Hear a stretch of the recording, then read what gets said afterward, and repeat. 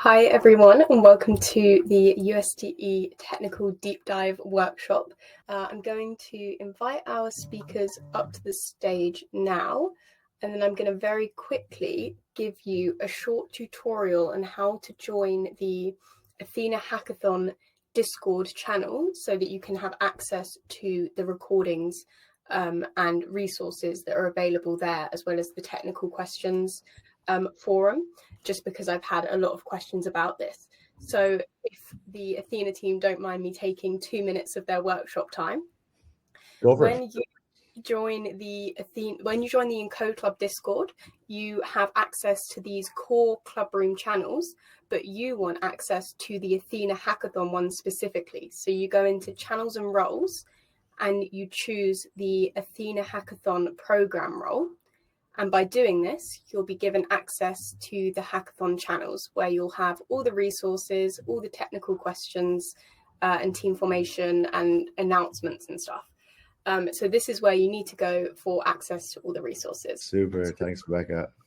Hi, guys. How's it going?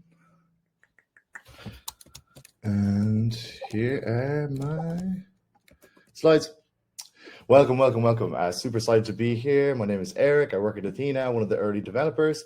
So we're getting USD technical deep dive, but today you're actually in for a treat. You're lucky. You're getting 2 presentations for the price of 1. I'm joined here by Mr. Kayin, an early developer at Ethena too, a shadow master at DeFi, who's going to move into sUSDe at the end of this talk too. So super. Let's get started.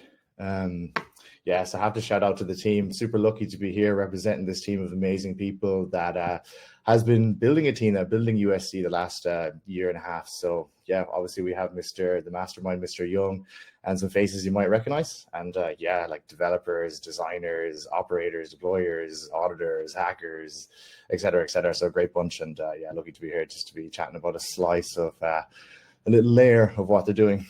Speaking of layers, USDe tokens are like onions. They stink? No, they have layers. USDe has layers. So we're going to be chatting about one layer today. You're going to learn a little bit about it. And yeah, let's go. Super. So yeah, so this can be, kind of, let's keep this quite simple. So USDe has a life cycle. It's created, it's maintained in the DeFi ecosystem, and then it can be redeemed. Its life cycle can end. Sort of one way of looking at it is just an ERC20 token on the Ethereum blockchain. But there's so much process that go on around it to make it really exciting and give it that meaning we have as a dollar and a reward-bearing dollar. So I want to step through these these phases and just show you how they work and give you a glimpse into the back end of what we do sort of day-to-day at Ethena and the protocol. Okay, so as the talk goes on and I go through different sort of ideas, it'd be good just to keep sort of 2 ideas in your mind. The DeFi system, or the system at Ethena, the protocol for creating USD token has 2 sides of it. We have the DeFi side. So that's where the token is created, where it exists on Ethereum and the ecosystem, so the DeFi process that come together to make it, so the downstream processes around staking and all that exciting stuff. So in the company or in the protocol behind the scenes, we have the CeFi side too. So we have sort of the kind of 2 things on the CeFi side. What it takes to sort of back USDe, to get the collateral in position, to get the sort of position, everything to sort of organize to sort of ensure that it has like a legitimate backing, and also how we kind of leverage that backing or kind of gain rewards from that backing. And we'll kind of explore that as the presentation goes on. And it's also like a cultural thing that's super exciting, the emergence of these protocols like CeFi merging with DeFi, where you have like sort of DeFi guns coming out of DeFi projects, building dexes, building all sorts of exchanges and tokens and staking things on DeFi. And then we have sort of veteran traders from, just TradFi coming in with sort of expertise, and then these systems kind of coming together. And sort of USDe is an example of one of those systems that really has like meaningful connections programmatically, infrastructurally, and sort of from a product perspective on DeFi and CeFi. So yeah, so we talk about like all the work that goes on the CeFi side, putting on these positions and things that we'll talk about sort of manifests or is encompassed in a token. So we talk about tokenizing the trade, sort of all the work that we do, capturing value, just kind of comes in a package for you to sort of compose and use sort of in the hackathon or in your apps. Okay. So we'll start on the left side with DeFi. Where does USDe come from? How is it made? Cool. So We have a professional relationship with market makers. They are the ones who can create USDe. We have a special setup with them to ensure that they can create USDe at like pinpoint accuracy and get exactly the amount of USDe they need when they need it to supply to the market, as we'll go into. So holistically, it's this simple, right? So Ethena sits between users and the blockchain when it comes to minting USD and creating it. And there's sort of various reasons why we do that, and sort of go into like how it works. Why do we sit there? Kind of a couple of reasons. Pricing is namely one, like accuracy of pricing, security, sort of some legal reasons, and just generally to protect that sort of like critical process that we take so seriously, the minting of USD. So let's talk a little bit more about how we actually mint USDe. We have an RFQ system. So if you don't know what an RFQ system, it's pretty simple. We provide a price out to the internet to sets of market makers. So they stream a price every couple of seconds, they're getting a payload. And that just says, you know, for X amount of USDT or ETH, how much USD would I get? That's a price. It's just in a little dictionary here that they have in their programs or in a UI. So the cool thing about this is if they like this price, they can sign it and they can bring it back to us, and then we can validate it and then execute it on chain. And then that sort of price is minted on the chain. So even just stepping back, like we have this system here, we're sitting between users and the blockchain. So you might think, oh, you know, we're not minting directly on chain, but it's actually interesting how we achieve certain DeFi qualities when we sit between users and the chain. I'll kind of go into that. So you can also use a UI to mint USD, some of these professional market makers. And, you know, this is the kind of the portal that we see all over DeFi. And each one of these portals with sort of value in, value out is always different, has a different story behind it. So like, I'd like to ask yourself a question. If you were creating a stable coin, how would you do it? You know, you have to take collateral in and you have to give stable coins out. Would you take the collateral, do some processing, do some thinking, do some trading, and then give the stable coins out? Or would you be gregarious and take a risk and, you know, promote your project, give the stable coin out first and then take the collateral later on? Or could you come up with a way to take the collateral and give the USD or give the stable coin out at the exact same time? And that's what we talk about with atomicity.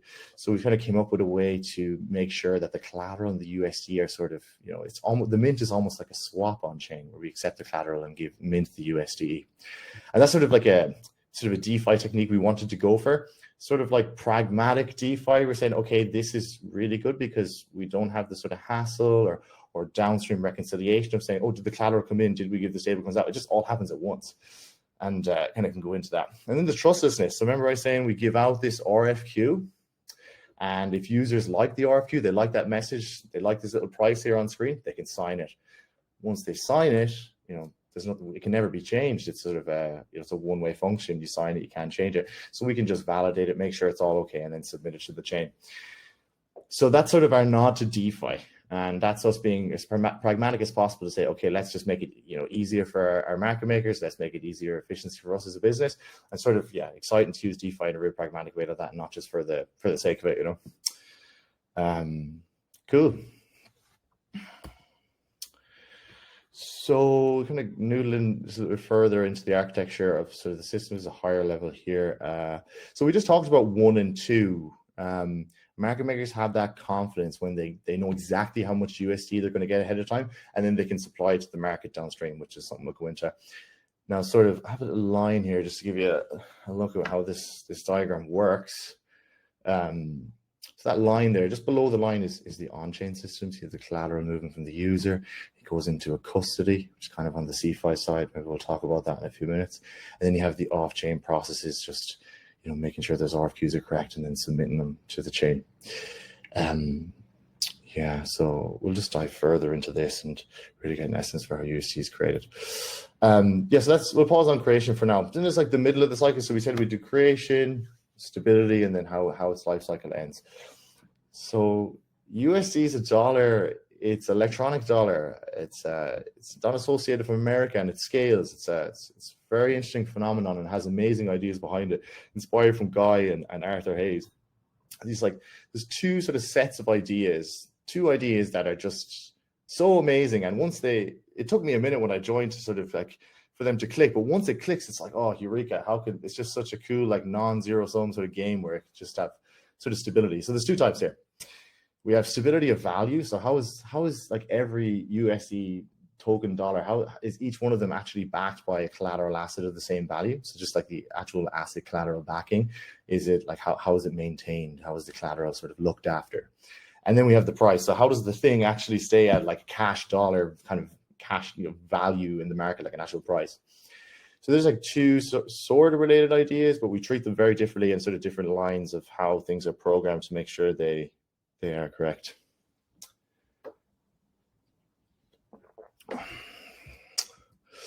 So stability of value. I think if you're a new joiner to Ethena, this idea is pretty simple, and once it clicks, I hope it gives you some ideas yourself. So let's just go through a scenario of, like, you know, so the problem with maintaining stability of value, the problem we're trying to solve.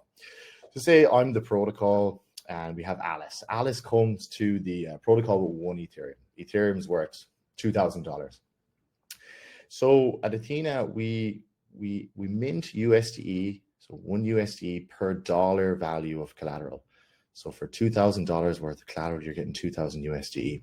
I'm sort of just leaving out gas and operational cost there, but there's just tiny margins on these sizes. So 2,000 USD is out in the wild with Alice, and then we have there's the 1 ETH collateral in the protocol. So the price of ETH drops to $1,500, and then Alice comes back and says, hey, I want to redeem my 2,000 USD for $2,000 worth of collateral, because we also redeem for the dollar value of collateral. So the protocol only holds 1 ETH in this scenario, $1,500. Obviously, that's a problem. So I think it's super clear, like that's the base problem we want to solve for. So what do? We open a short position. No, let's step back. Let's just take it really simple. What would you do in this scenario? You have this collateral. Well, one thing you could do is you could take a bet. You could bet on the price of that collateral dropping. And if that bet was a success, as in if the price did drop and you were in trouble, like that other scenario, you'll have gains from that bet, which will offset the loss. So you'll be able to cover Alice even if the price drops. Now, so then what about if the price increases and I've already sold it? Well, that's where we get into sort of the actual technicalities of how we make this quote unquote bet. So very like educated scientific bet, this like engineered systems we'll go into, but just to keep it simple. So we use perpetual contracts. So sort of it's a brand of futures contracts on the exchanges where you're able to bet on the future price, the price of the collateral going down, the short position in our case. And one of the kind of, considering the dollar now, so we're just talking about the dollar now, we'll get onto the reward stuff later. The cool thing is that you can hold on to the collateral when you're making this bet. So if the price goes down, we get that gain. But if the price goes up, we hold on to the collateral with the custody provider, but we hold on to the collateral. So the collateral increases in value. So then you can kind of see the click, right? You have this sort of cancellation effect. It's the delta neutrality that regardless of the directional, you're sort of neutral. And that's how you get that stability of values, implicit value. So that's like a simple example. I think the real challenge in the growth of the company and the growth of engineering teams and the real, like, you know, our sort of real intensity together as a team over the last year has been, how do we do this at scale? How do we do this in a way that's good at engineering? So the things that end in ITI, scalability, reliability, security, you know, accurate, you know, all these sort of things to make it grow from not just like 4 figures, 5 figures, 6 figures, 7 figures, 8 figures, 9 figures. And that's where the real sort of experience from people's careers and on handling, you know, sort of huge programmable money systems come in. And it's super exciting. So I'm going to be on Discord to answer questions about how that scaling journey went. But yeah, this is the core ideas. Once you click it, you sort of really get the gist of it. And then it's kind of a growth thing after that. All right. So we're on to the second stability of price. We're doing well now. I think we're flying through this presentation. Yes, the stability of price. So we said USDe is open. It's like, you know, if you have a computer and an internet connection and a MetaMask, you get your hands on USDe. You have a dollar, electronic dollar that's just there for you to own. It's solely yours. And so, you know, obviously it's going to be in pools, or it's on Ethereum. It exists, goes from contract to contract. There's sort of some core like pools with deep liquidity that people use and go to, namely Curve and Uniswap, and mainly Curve actually. So you have these pools and you can go buy USDe. So if everybody's loving USDe, which everybody is, there's a bull run after the election, everyone's getting their hands on USDe, there's sort of demand there. The price is going to move slightly above $1. So that's going beyond sort of what we call peg, of course. Now, similarly, if there's people are selling USD into these pools, it's going to go below $1. So that's sort of an interesting problem that you need to solve on a market level, day in, day out, 24/7. And it's sort of kind of beyond the remit of sort of a company that's trying to focus on certain things that we can't control the market. There needs to be some sort of market force to help this and incentives. And that's like, you know, the eureka of these ideas that Guy and Arthur had to actually do this, and how we implemented it is super cool. So, again, let's just go through a little scenario, just so you just nail these two ideas. So the solution is arbitrage. So arbitrage is just super simple. You're buying low, selling high, right? But let's look at the example. So remember I said we mint the USDe for $1 value collateral for these market makers. So, you know, they're getting a dollar value, 100% dollar, regardless of what the price is on the market. So say there was demand in the pool and the price went up to 1.01. Well, this would never happen. It's only ever fractions of a cent, like basis points above $1 that it would go. But say for hypothetically, it does. So the pool goes to $1.01, and then the market maker can get it for $1. Then they can sell it to the pool for 101. And then the sell price, because the sell pressure for the market makers, they bring it down to $1, and then they make a profit. So they can defend the price of the coin and actually make money. So they're all chomping at the bit. They want to do this because it's a money making, and the protocol's protected. It's like an unbelievable economic equilibrium. And then it's vice versa for redeems. So redeems they're not exactly symmetric, but they essentially are. It's like lots of technical details how we like deliver the collateral outwards. But it's essentially the reverse, where, you know, the USD's so it goes just below peg, and then the market makers redeem for the collateral, whether it's USDT and ETH, and then they sell that back into the pool, and then the buy activity raises the price of the other asset and brings USD up. And then brought back to peg in both cases. So on it is technical talk. So technically, we're sort of running these, like, you know, high performance servers that are like 24/7 support. We're very closely with these market makers. They're running these sort of algorithmic clients that are looking at their own pricing systems. They're integrated with the smart contracts, looking at price streams, and they're just looking for that exact moment to shoot where they send us an RFQ, mint, and then get the collateral and, you know, do the trade in whatever direction they need to go. And sort of like real critical process that we're sort of there'd be 5-6 men like all over it, and ladies. Super. So back to this diagram. So we did 1 and 2. That was cool. We're kind of cool with 4 there. And then we're going to look at the CeFi side. So just to speak a little bit about that. So we said that the collateral sent to these custody providers that you've heard of. These are like sort of sophisticated businesses that like deal directly with high security, like storing collateral. So the collateral moves directly to them on chain, and we get notifications from them that they've received the collateral for us. And when we get that notification, we're like, okay, the collateral is good. Now, depending on what collateral comes into the system, we have a price risk. So in the early days when we did a lot of Ethereum, when that Ethereum was kind of minted collateral, we immediately took out a short position to bet on the price going down, like we spoke about earlier. And when you're betting on those, you're doing that bet on the short, like taking the short position, you need to have the collaterals come in the account too, like we said.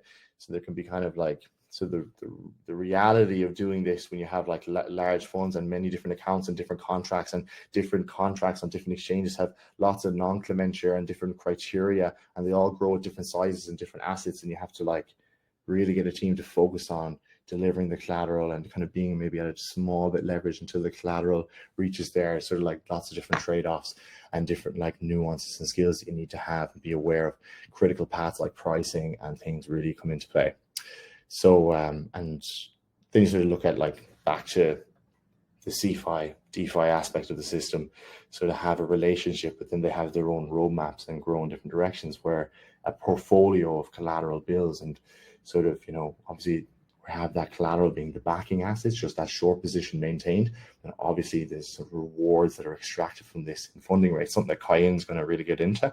And sort of that whole portfolio management becomes the basis of like sort of a strategy of how you can maximize yield using like sort of advanced trading algorithms, stuff that my boss is doing, the head of trading, who's an absolute legend. So yeah, cool stuff.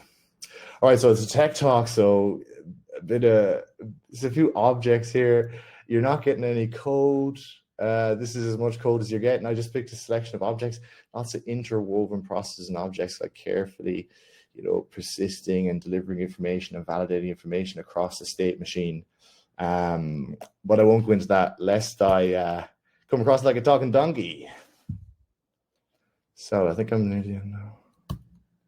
Okay, so USDe. So we have this token. It's minted very securely, and it's used to, it stays very stable through like all these very planned economic processes, all these partnerships, and sort of the hard work of the Ethena team.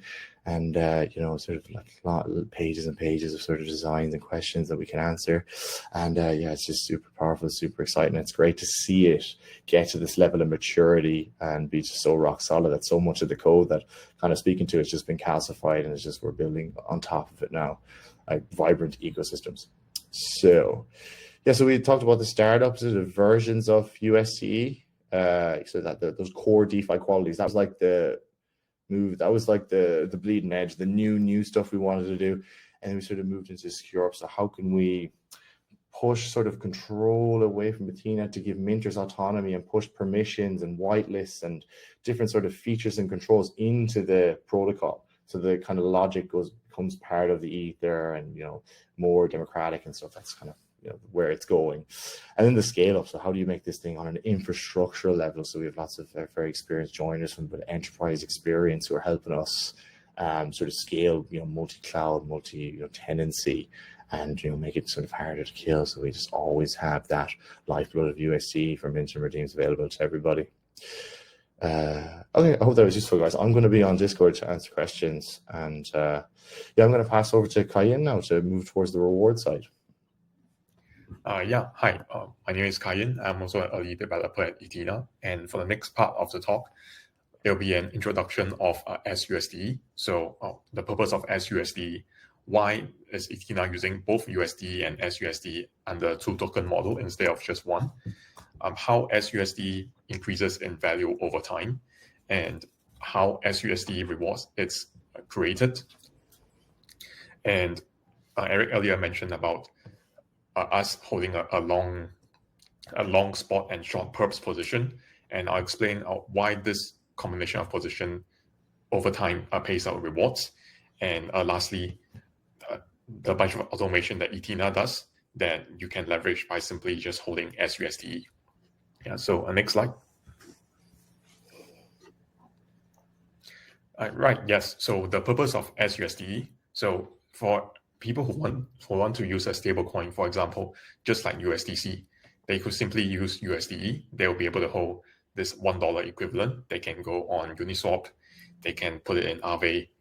They can use it like any other stablecoin. But we have a staking asset, sUSDe, that you can stake USDe to and get sUSDe. And the rewards of our protocol is accrued to sUSDe. So similar to USDe, sUSDe, you can use it as any ERC20 token. So you can put it in Aave. So instead of using USDC, USDT, or USDe itself on Aave, you could hold sUSDe, and you'll be able to earn a yield on top of a stablecoin position. And sUSDe started at 1-to-1 at February 2024. So you are able, sUSDe is equals to 1 USD at that time. And over this 10 months, sUSDe has increased in value now to about 1.11 USDe. So sUSDe also uses the ERC 4626 standardized contract. We are not really inventing something completely out of this world. We are using something that's tried and tested. And also sUSDe, if you ever want to convert back to stables, for example, to cash out any value increases, you're going to be taxed only when selling. And lastly, for certain exchanges, for example, Bybit right now, you're able to use USDe as collateral for perpetual positions. So you could use USDC or USDT in other exchanges, but on Bybit, you could use USDe. And Bybit in the backend, they'll be holding some sort of sUSDe position, and they can share some of the rewards to end users. So you hold USDC, do your trades, and earn 0%, or you could hold USD instead, just like any stablecoin, and have some additional rewards above that. Yeah, next slide.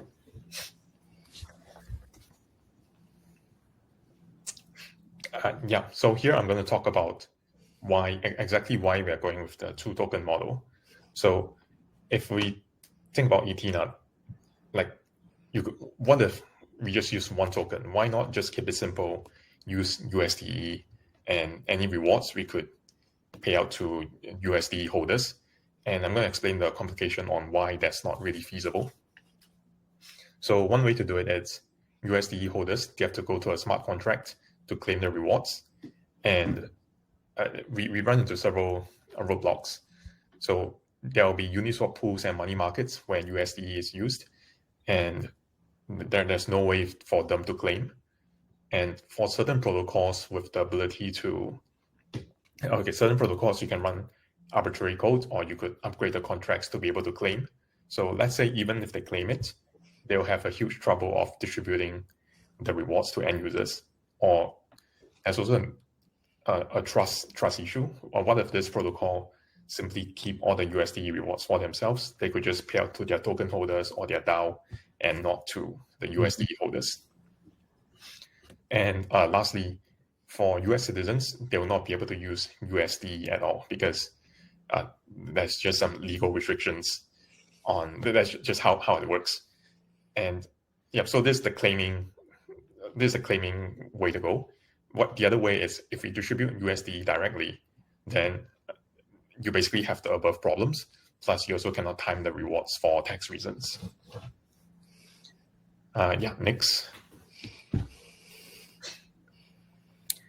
Right. So how sUSDe increases in value? I'm going to talk about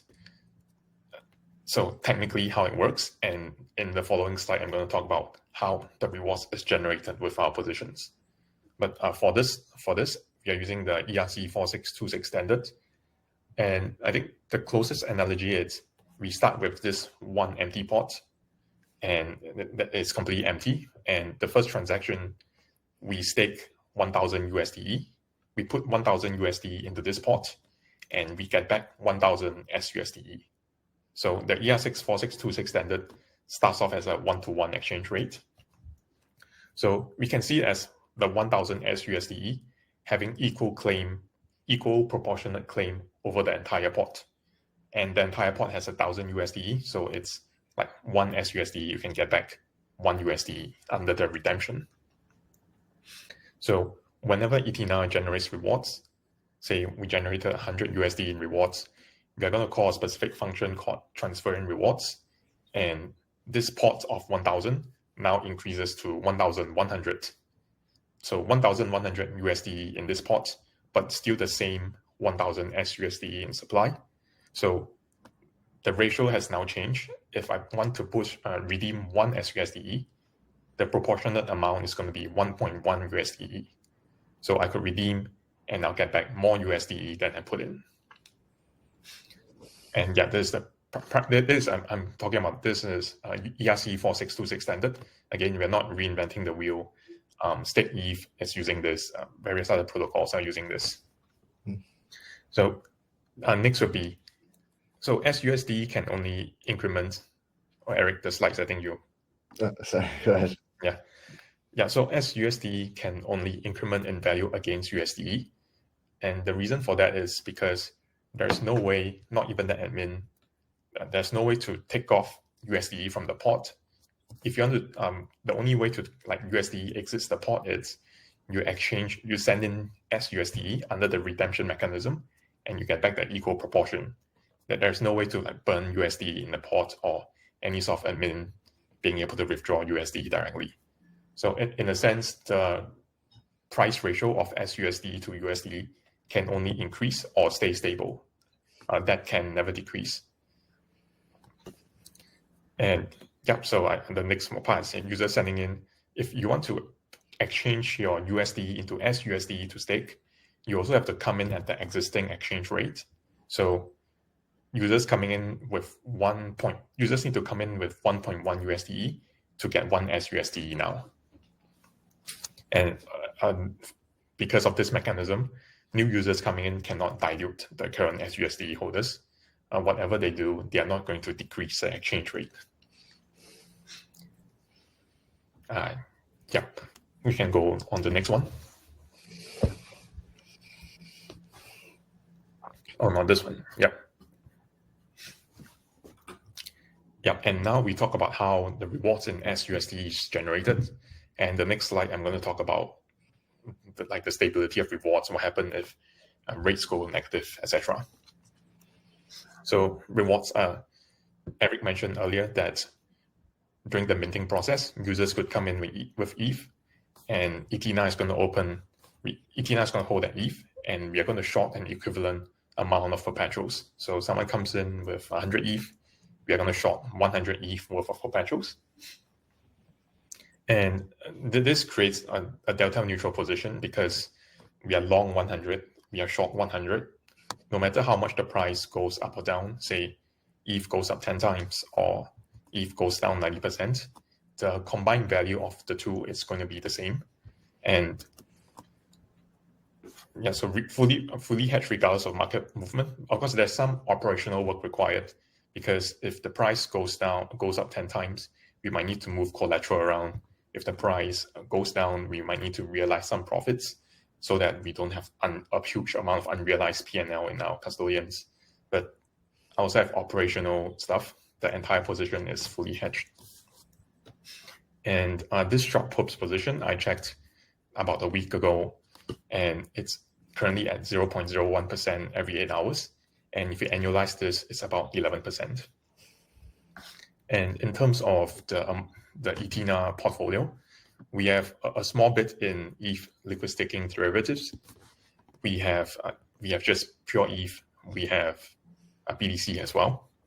And we have a small amount in stables, for example, USDS. And we also have a small amount of funds available for hot redemption, because if someone wants to suddenly come in and redeem 10 million, yes, they are able to do so. If they want to redeem more than that on a very short notice, they might need to let us know. And the final point is, this is all we do. We hold long spots and we hold short perpetuals. There is, I think, some would ask, like, what are we doing with those long 100 ETH? Because technically, we could just put them elsewhere to generate income. But we play it safe. What we are offering is a stable coin. This is what we say we are set up to do. So we don't rehypothecate the assets. We don't lend them out and have just 10 ETH in our account and 90 ETH of accounts receivables elsewhere. But that's too risky for us. We don't do any of those. So there's this chart down here. Okay, it's a bit small, but this is the 30-day smoothed out funding rate for ETH.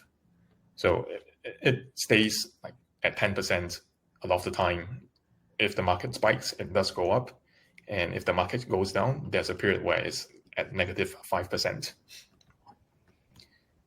So, yep, can go on to the next slide. All right, so in this slide, and also what I've been commonly asked in interviews would be, what's the stability of Ethena long term? Because what happens if just short perps is constantly at 10% year over year, month over month? What happens to Ethena? Is that possible? Do I want to bet my future career on this not happening? So I'm going to answer that in this slide. So firstly, why short perps positions are paid in the first place? So we need to assume that people who control a bunch of capital, they're going to be rational and they're going to do what's best for themselves. So if you have a 200, let's say ETH is 2,500, you have a 250K budget, you want to have 100 ETH of exposure. And there are many, many ways to get the same amount of exposure. So simplest way, you buy 100 ETH, you store it in your exchange, in your ledger, or even in TradFi, you can buy 100 ETH right now, and you just hold that. So that's your 100 ETH exposure. You could also stake the 100 ETH and just hold 100 stake ETH.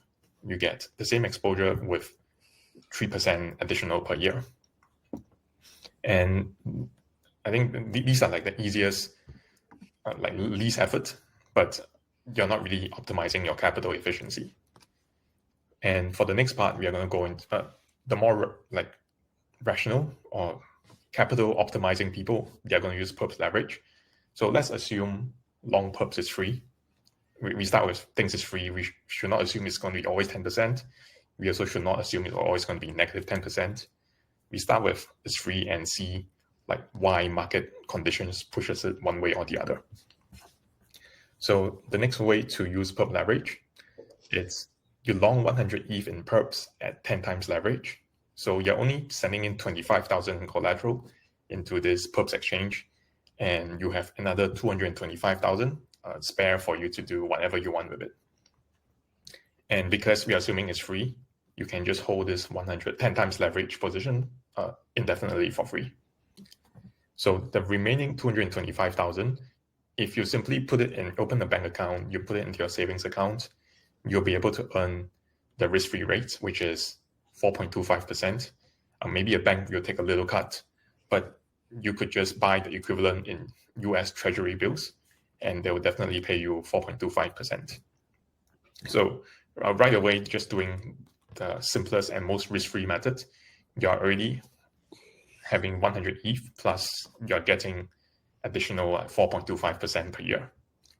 But this is crypto, and there's many ways to earn more money on crypto. So on the right, I did like 3 screenshots. The first one would be if you deposit USDC into this Morpho wallet, you're going to get 14% annualized. The next one would be if you go onto Pando and you hold this PT token. Not going to dive into it, but this is like in a way that token is going to appreciate in value. It's a stable coin that appreciates in value as well, and it earns about 15% per year. And these are both like relatively large protocols on the ETH chain that is battle tested. So if we want to go into like more riskier strategies, you could just go onto the Ton chain, and there's this money market like Aave equivalent on Ton. And if you supply USDT on there without doing any soft leverage, just supply USDT, you're getting about 25%. And if you don't do more about leverage stablecoin farming, you're going to earn way more. So based on what I described about the majority of capital is going to be optimizing for their own benefit. If perps is free, everybody's going to do one of the putting it in T-bills or putting it elsewhere. And this is going to drive up the long perps demand. So this is going to just push up the price of long perps. And I think this is even before considering short-term traders who are willing to go on 10 times leverage for a week because the election is coming or for any other reason. So if long perps is too cheap, it's going to drive up long perps demand to free up people's capital to invest elsewhere. And even, let's say, in bear or flat markets, like bear or flat markets, leverage stablecoin farming doesn't earn anything. There's still people who want to hold 100 ETH of exposure, and they could put the rest of the money in their savings account. And even if T-bills is 2%, as long as people want to hold ETH exposure, they're going to leverage, they're going to put the rest in 2%. And yeah, people's going to do the rational thing. So this does explain why short perps position are paid. And yeah, I think I can go to the next slide.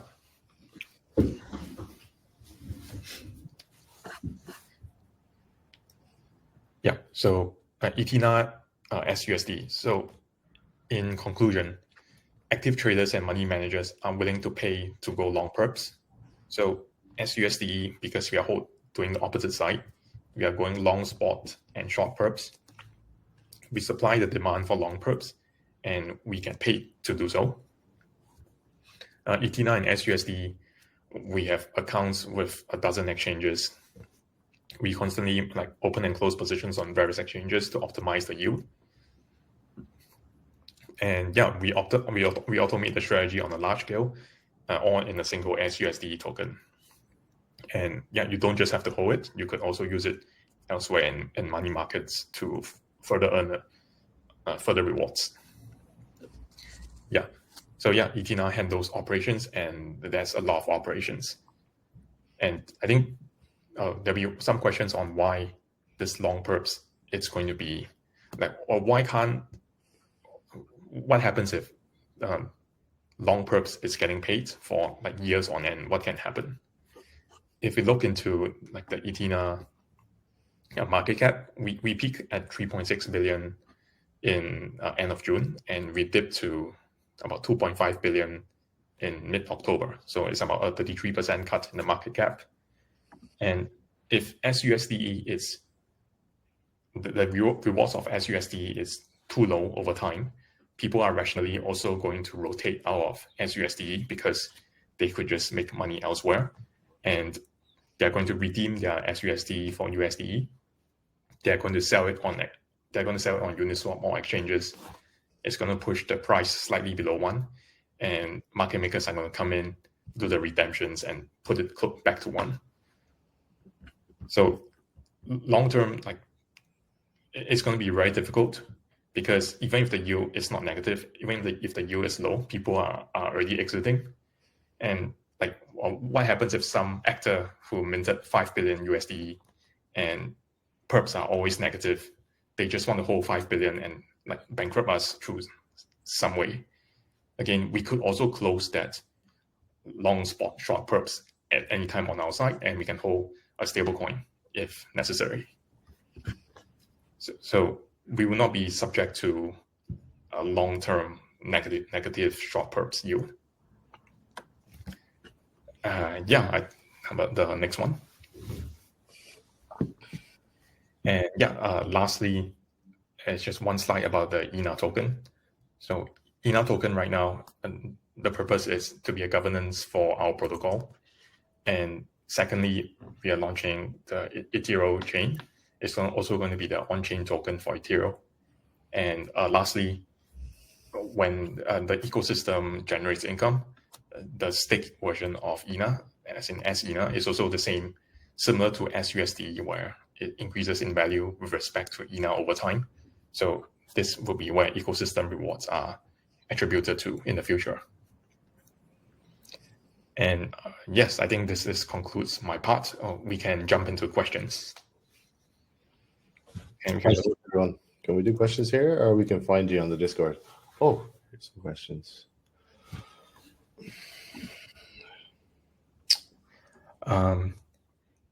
We have some questions from Richard. Let's see.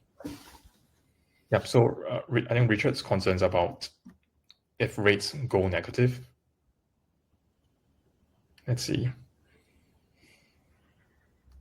Yeah, I believe I've covered Richard's question about the long-term negative funding rates. So in short, even as it gets close to zero, people are going to exit.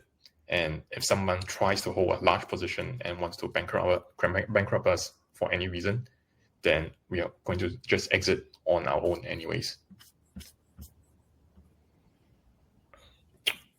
Well, that's a good one, Kyle. Is it possible to get the current yield rate directly on chain with a Solidity call? Current what?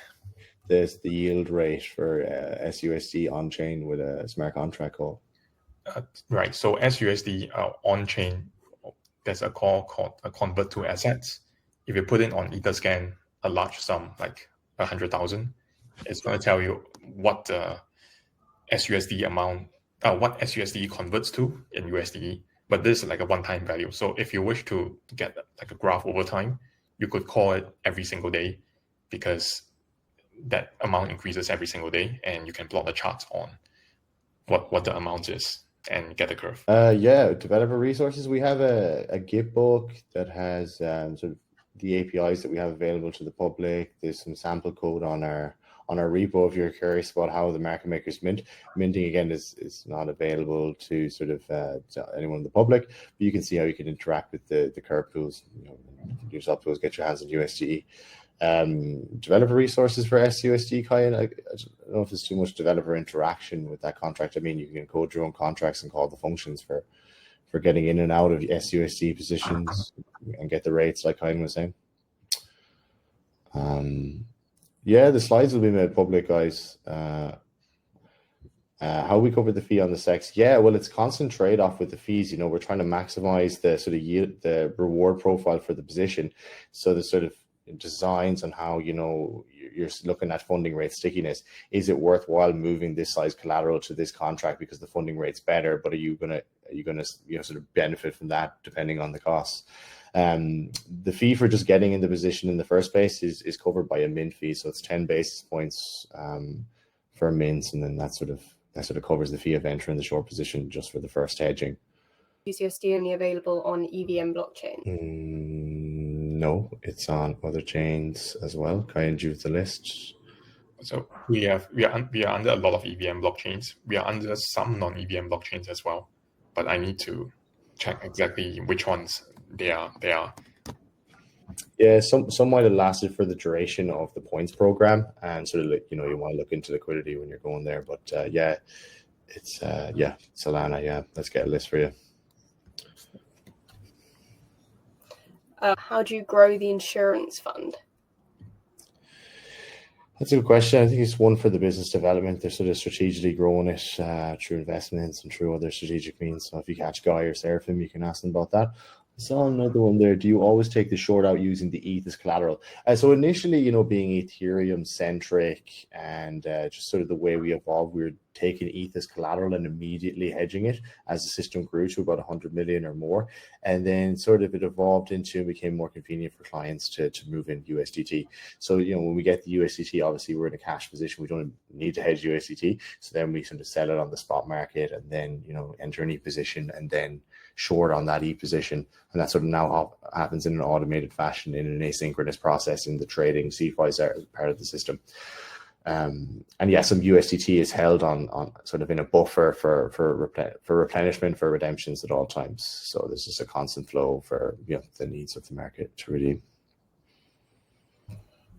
And in the questions tab, Aidan has asked, will you transfer the fee of short ETH to sUSDe holders? Yeah, I'll answer that. So the short perps, I think short ETH by Aidan means a short perps, and yes, a short perps is something that pays us. That gets transferred to sUSDe holders along with any amount that we earn from long stake ETH. And if you're holding any stablecoin, like it's less than 10%, or stablecoin that increases in value over time, or that is also attributed to sUSDe. So we kind of don't carve out. It all combines into a single bundle, and it gets transferred to the sUSDe holders. And Aidan has a follow-up. How do you do the transfer process? Transfer process. Yeah, so this is public on chain, and let's see if I can just pull out one transaction. I'll pull out the transaction later, but what happens is every week there's X amount of money that the protocol generated. This is going to be moved into a separate multisig, and that multisig, it's one of the approved addresses to call in the transfer in rewards function for sUSDe. So not anyone can just transfer in, but it's our multisig. And once we move it in there, it increases the pot of USD in sUSDe. And there's a vesting feature that over 7 days, the sUSD value increases to match the entire pot.